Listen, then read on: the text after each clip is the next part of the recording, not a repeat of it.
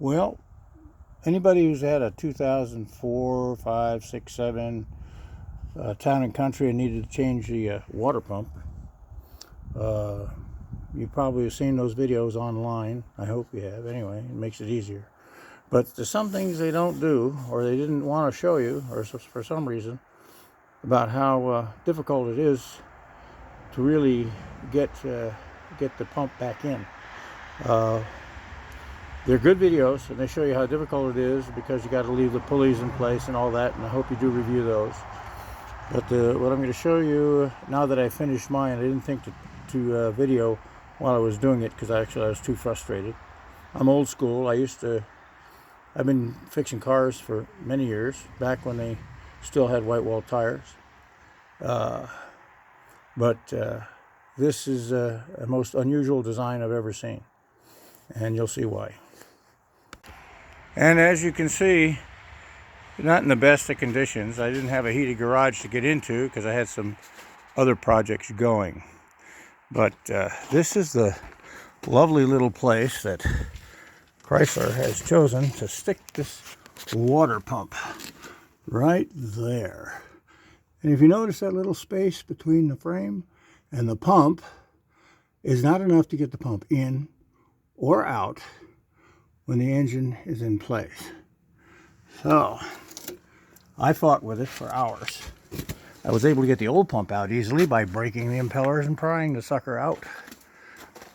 But I decided when it came time to put the new one in, I wouldn't take that chance. It was a simple solution. I put a jack in here underneath with some blocks up against the oil pan to support it.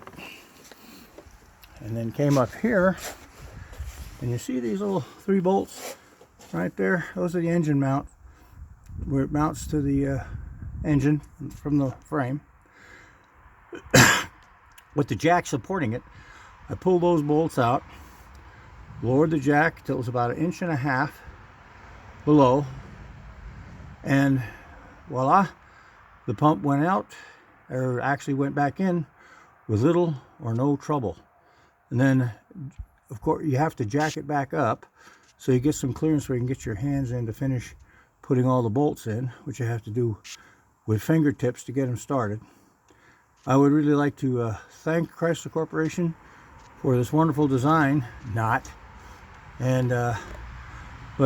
this is the simplest, least frustrating way to do this, by dropping that engine. Of course, if you're up on a rack, it won't make any difference, but if you're at home doing this like I am on jack stands, this is the way to go. Take these 3 bolts out.